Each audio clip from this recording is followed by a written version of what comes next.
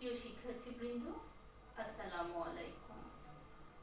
আষ্টম মহমার পাঠশালা উচ্চ বিদ্যালয় কর্তৃক আয়োজিত আস্থা এমপি অনলাইন স্কুলে তোমাদের সবাইকে স্বাগতম। আজকে আমি নবম দশম শ্রেণীর রসায়নের ক্লাসে এসেছি। তো আজকে দশম অধ্যায়ে খনিজ সম্পদ, ধাতু ও অধাতু, এই অধ্যায়টা নিয়ে তোমাদের সাথে আলোচনা করব। তো প্রথমে দেখে নিই আজকের ক্লাসে আমরা কি কি পড়ব। দেখো, আজকে আমরা পড়ব শিলা, খনিজ, আকরিক এবং ধাতু নিষ্কাশন। যেহেতু এখানে বলা হয়েছে খনিজ সম্পদ, তো তোমাদের মনে হতে পারে যে খনিজ সম্পদ মানেই আমরা যেটা বুঝি যে খনি থেকে কোনো কিছু সম্পদ বের করে নিয়ে আসা। তো আসলে খনি মানে আমরা বুঝছি যে মাটির নিচ থেকে কোনো কিছু সংগ্রহ করে নিয়ে আসতে হবে। তো আমরা এটাই আজকে ব্যাখ্যা করব যে খনিজ সম্পদ বলতে কি শুধু মাটির নিচ থেকেই নিয়ে আসা যাবে নাকি মাটির উপরেও থাকা যায়। তো চলো আজকে শিলা, প্রথমে আসি শিলা নিয়ে। শিলা কি?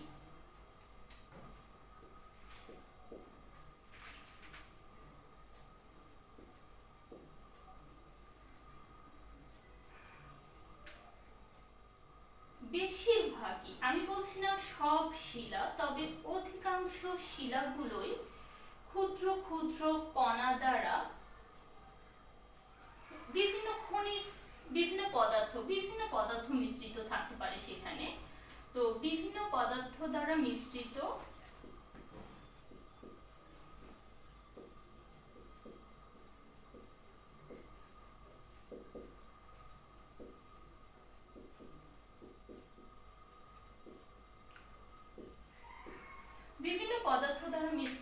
ক্ষুদ্র ক্ষুদ্র কণা শক্তভাবে থাকে, এটাকে শিলা বলে। বিভিন্ন পদার্থ এখানে মিশ্রিত থাকে এবং এই কণাগুলো শক্তভাবে এক জায়গায় থাকতে পারে। বেশিরভাগ ক্ষেত্রে, আমি বলছি না সকল শিলা। তো শিলা হিসেবে আমরা আমাদের বইয়ে তিনটা শিলার কথা বলা হয়েছে। একটা হলো পাললিক শিলা, একটা ম্যাগমা এবং আগ্নেয় শিলা।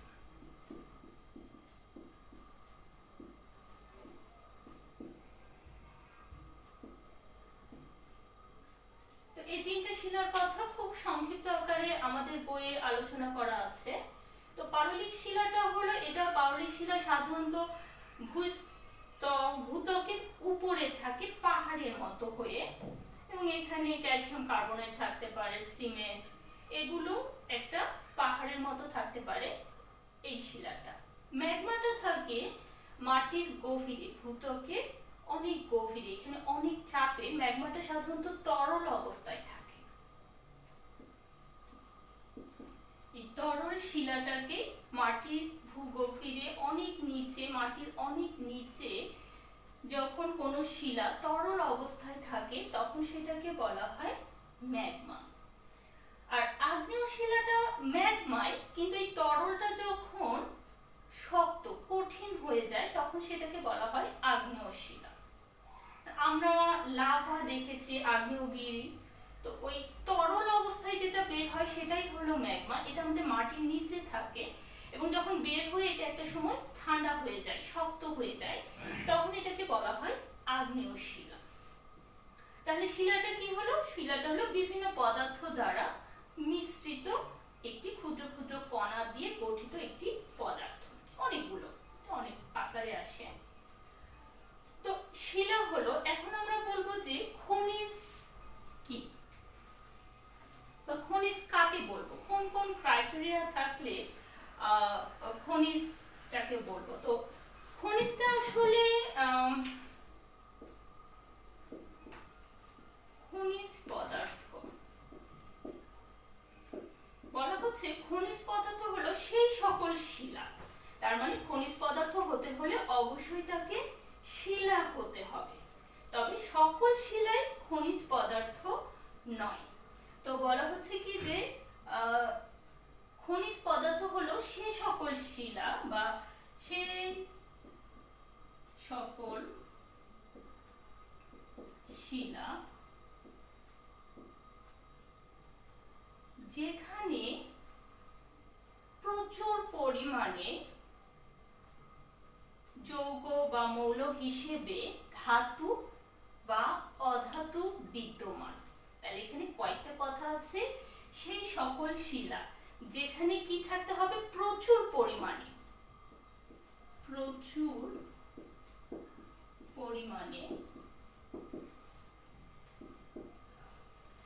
যৌগ অথবা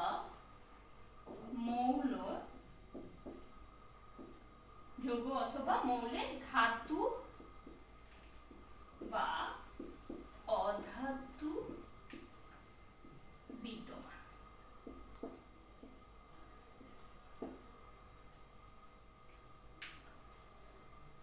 তাহলে দেখো, খনিজ শিলা এবং খনিজ পদার্থের মধ্যে একটা আমাদের সম্পর্ক আছে। সম্পর্কটা কি বলা হচ্ছে, শিলা হলো সেই সকল, সেখানে বিভিন্ন মিশ্রিত পদার্থ থাকতে পারে, কম থাকতে পারে, বেশিও থাকতে পারে। কম বা বেশি যেটাই থাক না কেন, যদি প্রচুর পরিমাণে থাকে তাহলে সেটাকেই যদি থাকে তাহলে সেটাকে আমরা শিলা বলব। কিন্তু সেই শিলাকে খনিজ হতে হলে সেখানে ধাতু অথবা অধাতু প্রচুর পরিমাণে থাকতে হবে। তোমাদের বই পাবে খনিজ পদার্থ দুই প্রকার, মৌলিক খনিজ পদার্থ, যৌগিক খনিজ পদার্থ। আবার অবস্থাভেদে খনিজ পদার্থ তিন প্রকার, কঠিন, তরল, গ্যাসীয়। এগুলো তোমরা বই দেখে নিবে। এরপর আমরা আসি আকরিক।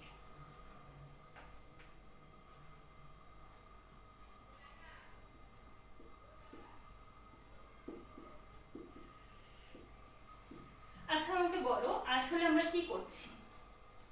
আমার এই ধাতু আর অধাতু থেকেই বা লাভ কি, বা থাকলেই বা আমার কি যায় আসে? আসলে ধাতু বা অধাতু প্রচুর পরিমাণে, এই ধাতু আর অধাতুটাই আমরা বের করে নিব আমার সেই শিলা থেকে, সেই খনিজ থেকে, সেই আকরিক থেকে। তো এখন আমি করব কি, এই ধাতু বা অধাতু আমি এই খনিজ পদার্থ থেকে বের করে নিয়ে আসবো, নিষ্কাশন করব। তো নিষ্কাশন পদ্ধতিটা অবশ্যই লাভজনক পদ্ধতি হতে হবে। তার মানে খনিজ থেকে যদি লাভজনক পদ্ধতিতে আমি ধাতু নিষ্কাশন করতে পারি বা অধাতু নিষ্কাশন করতে পারি, তবে সেই খনিজকেই আমি আকরিক বলবো, না হলে বলবো না। তাহলে অবশ্যই আকরিকের ক্ষেত্রে কি হবে, লাভজনক পদ্ধতিতে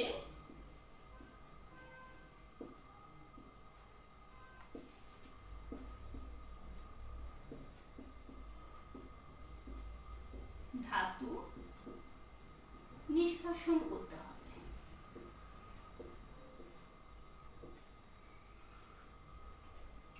তাহলে জিনিসটা ক্লিয়ার হও, এগুলো সবই তোমাদের বইয়ে লেখা আছে, এইভাবেই লেখা আছে, তোমরা বই পড়লেই পাবে। আমি জাস্ট সংক্ষিপ্ত আকারে তোমাদের কাছে উপস্থাপন করছি। তাহলে শিলাটা কি হলো, এখানে বিভিন্ন পদার্থ মিশ্রিত থাকবে, কমও থাকতে পারে, বেশিও থাকতে পারে। খনিজ পদার্থটা হলো সেই সকল শিলা, সব শিলা নয়, সেই সকল শিলা যেখানে প্রচুর পরিমাণে ধাতু বা অধাতু বিদ্যমান থাকবে। আর আকরিক হলো সেই সকল খনিজ বা সেই সকল শিলা, যেটাই বলি না কেন, সেখান থেকে ধাতু নিষ্কাশনটা বা অধাতু নিষ্কাশনটা অবশ্যই লাভজনক পদ্ধতি হবে। এখন দেখা গেল আমি ধাতু উত্তোলন করছি, আমি জানি এখানে আমার ধাতু আছে, এই খনিতে বা মাটির নিচে আমি একটা লোহার খনি পেয়েছি।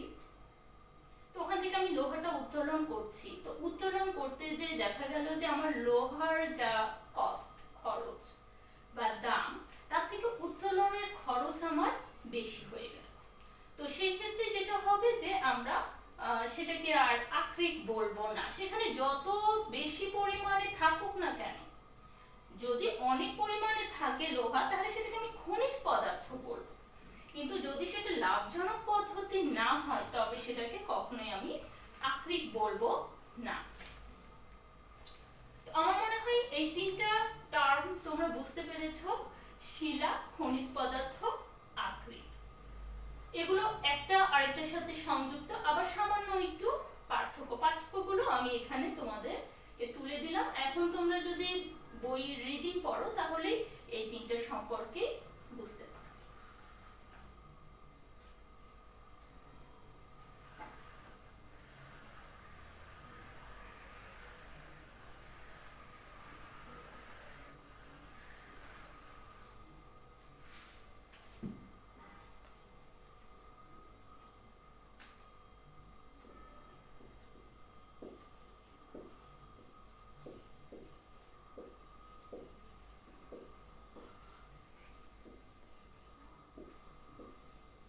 ধাতু নিষ্কাশন।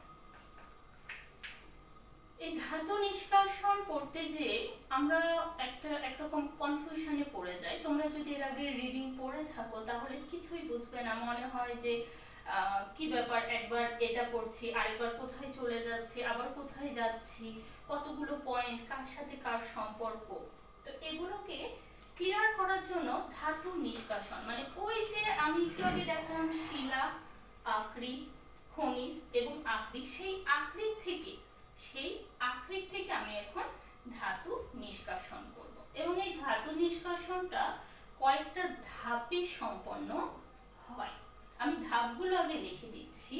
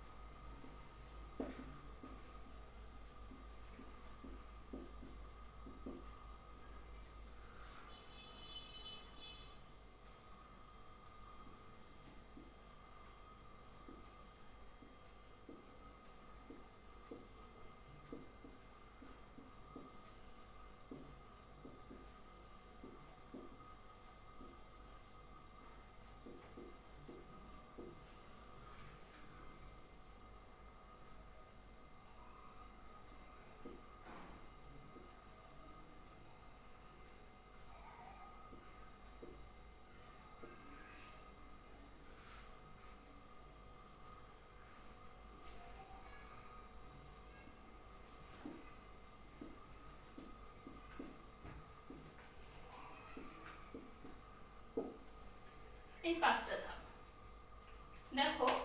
প্রথমে আকরিক বিচূর্ণনকরণ, তারপর ঘনীকরণ, তারপর ধাতব অক্সাইডে রূপান্তরিত, তারপর ধাতব অক্সাইড থেকে মুক্ত ধাতু নিষ্কাশন আর ধাতু বিশোধন। দেখবে তোমাদের বইয়ে এই পাঁচটা পয়েন্ট 1 2 3 4 5 করেই লেখা আছে, কিন্তু এই একের পরে দেখা গেছে কিছু কথা আছে, 2 এর পরে আবার ক খ গ খ দিয়েছে, 3 এর পর ক খ দিয়েছে, 4 এর সময় অনেক কথা লিখেছে, 5 এও অনেক কথা লিখেছে, কিন্তু আমার পয়েন্ট কিন্তু এই পাঁচটা। এই পাঁচটা ধাপে যেই আমাকে ধাতু নিষ্কাশন করতে হবে। তো আমি আগে এই পাঁচটা ধাপ সম্পর্কে তোমাদেরকে একটু ধারণা দিয়ে দিই, তারপর আমি এগুলোর বিস্তারিততে আসব। দেখো, আকরিক বিচূর্ণনকরণ। তো আমি আগেই বলেছি যে শিলাতে অবশ্যই যদি আকরিক হতে হয়, ধাতু নিষ্কাশন করতে হয় আমাকে, তাহলে সেটাকে আকরিক হতে হবে। আর যদি আকরিক হতে হয় তাহলে অবশ্যই শিলা তো হতেই হবে, কারণ শিলা আমার প্রাইমারি কন্ডিশন। তো আমি শিলাতে পড়েছিলাম যে কণাগুলো একে অন্যের সাথে শক্তভাবে লেগে থাকে এবং বেশিরভাগ ক্ষেত্রে।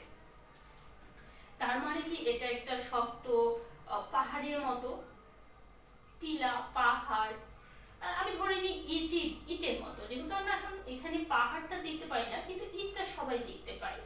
বা সিমেন্টটা কি হয়, অনেক সময় শক্ত হয়ে যায়, যদি পানি লাগে তাহলে শক্ত হয়ে যায়, ঠিক এরকম। তো আমি আকরিকটা যখন তুলে নিয়ে আসি ঠিক তখন এরকমই আমার কাছে শক্ত শক্ত কিছু খণ্ড থাকে। তো এই খণ্ডগুলোকে থেকে ধাতু আমাকে বের করতে হবে। তো ধাতু বের করার আমার প্রথম কন্ডিশনটাই হলো তাকে আগে গুঁড়া করা। গুঁড়া না করলে তো আমি ভিতর থেকে কি কি আছে পরবর্তী স্টেপগুলোতে যেতে পারবো না। তো এটাকে প্রথমে আমি গুঁড়া করে নিই। তো কি কি মেশিন আমি ব্যবহার করি সেটা আমি পরবর্তীতে এটা নিয়ে আলোচনা করবো। এখন জাস্ট আমি স্টেপগুলোতে কি কি করছি এটা তোমাদেরকে জানাচ্ছি। ঘনীকরণটা হলো এই যে আমি এখন গুঁড়া করে নিলাম, পাউডারের মতো গুঁড়া হয়ে গেল। তো পাউডারের মতো গুঁড়া হয়ে যাওয়ার পরে এটাকে আমি কি করি, এখন